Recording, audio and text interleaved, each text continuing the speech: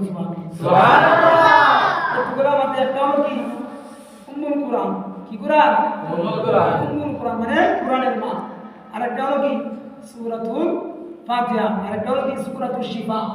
কি সূরাতুশ শিফা? সূরাতুশ শিফা কেন বলা হয়? সমস্ত রোগের ওষুধ হলো সূরাতুল ফাতিহা। বলো সুবহানাল্লাহ।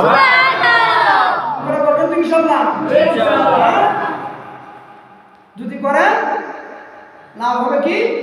আল্লাহ আল্লাহ ইতে শিরি আস্তে নাম শিরশু কর্মী কুনাম জানাম তামাম হর কি বাসনা আমল সলুদাম আকশে জুজব শত করুয়ে আরাম। সুবহানাল্লাহ। সুবহানাল্লাহ। আমল করেন তাহলে কি হবে? জাহান্নামের আগুন হারাম হয়ে যাবে। সুবহানাল্লাহ। সুবহানাল্লাহ। ধীরে কুদরত দারি হরত খবাই আপনি কাদিরে কুদরত দারি হরত খবাই আপনি মুরদারাজা हम तो खुशी जिंदारा भेजा अपनी चित्कार जबर अल्लाहु अकबर अल्लाहु अकबर अल्लाहु अकबर।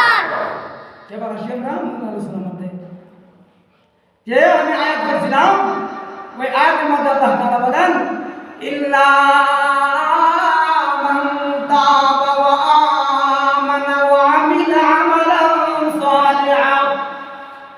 আল্লাহ পাক রব্বুল আলামিন বলেন ইল্লা মান তাবা, তারা কি করে? তওবা করে। কি করে? তওবা করে। ওয়া আমানা, তারা ঈমান আনে। তওবা করে আর কি করে? ঈমান আনে। যারা ঈমানদার এরা তো কি করে? তওবা করে, বলে আমি কি করব না, আর গুনাহ করব না।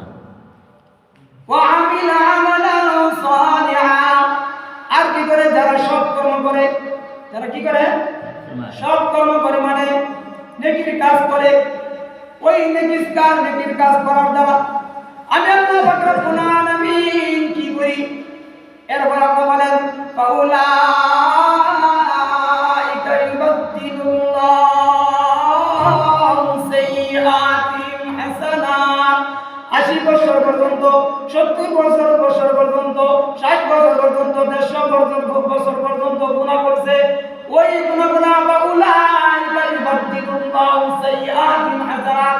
আমি আল্লাহ পাক রব্বুল আলামিন ভালো কাজ করার কারণে ওই গুনাহগুলোকে নেকি দ্বারা পরিবর্তন করে দেবেন। সুবহানাল্লাহ। সুবহানাল্লাহ। ভালো কাজ করার জন্য কি করে? নেকি দ্বারা গুনাহগুলো কি করে? পরিবর্তন করে দেবেন।